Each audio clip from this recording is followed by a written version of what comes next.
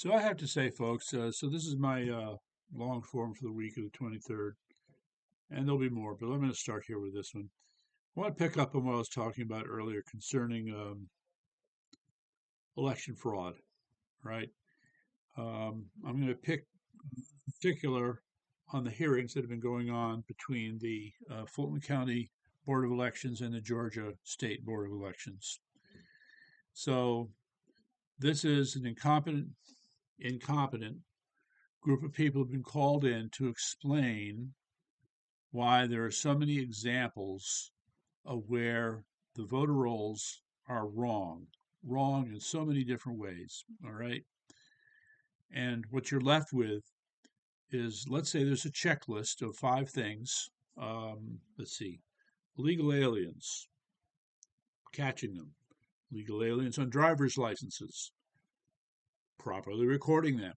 Okay. Dead people. Okay. People who moved out of state.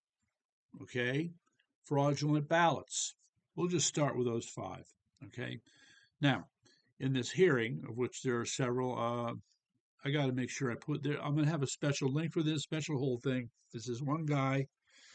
His black guy is doing a great job just recording these hearings, providing the right kind of commentary. And let me give you an example. All right. There was this guy who got up in front of the board. Let's say his name was Andrew Jones. And he came there to say,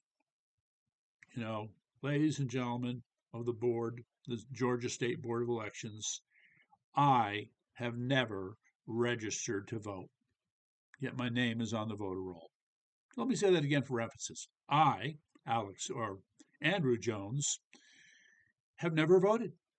I've never registered to vote, yet I am registered to vote. So I don't know how that happened. So he did indicate that there was a document that would have been sent to him, which he never signed and returned, asking him to register. And I think somebody took the liberty to sign it on his behalf. So when this document was shown to him in the hearing, he looks at it and says, "That's not my signature. No, that's not my signature." Great. Now, members of the board are saying, "Yeah, we hear you, Mr.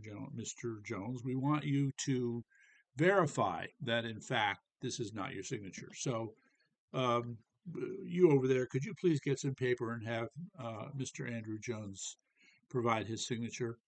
And he's kind of nervous. He's kind of fumbling, but he does it, and they carry the paper over. So now you have the member of the board comparing the signature on the registration form with the signature he just wrote down. They look at them and they go, "Nope, it's definitely not the same signature." All right. Meantime, not too far away was the clerk for the elections board, and she had no explanation.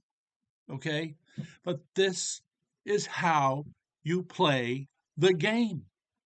Okay, you play stupid. You go, "Oh, gee, I didn't know." All right. I want to remind you that when things like this happen in front of a judge, he will remind you that ignorance is no excuse for the law. All right. Maybe in the moment it's an excuse in front of the Georgia State Board of Elections, but if this moves in front of a judge, that ain't going to fly. No, at least I hope not. I mean, there's so many sketchy, questionable things going on in Georgia. I don't know what to expect. But at least in that moment, ladies and gentlemen, in that hearing, in that interchange between these two groups, we could clearly see fraud.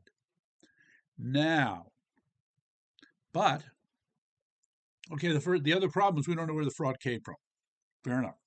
But hey, this document was handled by people who are in the Fulton County Board of Elections. So that's the first place I'm going to look to see if there's any illegal stuff going on. Just saying. And they can continue to play stupid, same old nonsense about clerical errors, and somebody may have overlooked it, or put it in the wrong pile, or God knows what. All right. However, this single document becomes the model for everything else That is wrong. And I need to add, by the way, that this went on. After Mr. Jones was done, Mrs. Hernandez came up, okay, with her husband. Same story, okay. After she was done, another person came up. Same story. People who never registered to vote who somehow got registered to vote. All right. So this, to me, is a scam. And if enough of this happens, there's clearly, shall I say it, a pattern. Yes, a pattern, one after the other. And all the time, you have the members of the board, the Fulton County Board, playing stupid, making excuses. All right. This is what you do when you want to hide intentional fraud. All right. I don't know how many different ways I can emphasize this, ladies and gentlemen, but this is the game that's being played. It's going to be played in Colorado. It's going to be played in Pennsylvania and Michigan and Arizona. Oh, it'll be played in Arizona, all right. Look out for that one. And it's not working, okay? It's not working. Enough of this. We've waited too long for this nonsense to continue. And now we have Tina Peters in jail because we have not moved on this forcefully like we should. Well, it's time to move on it forcefully. That's a note to you, Pam Bondi, okay? With a little assist from Tulsi. Just saying. Foreign adversaries, you know what I mean? All right, well, ladies and gentlemen, I've said my piece on this. I guess my final rejoinder is even though I'm pointing to um, fraud as the sheep's clothing of incompetence, there is so much more, so much more. And it's such a, how do I want to put this? There is as much planning and thought that has gone into defrauding the American voter at every level and every way as planning that went into the D-Day invasion. Okay?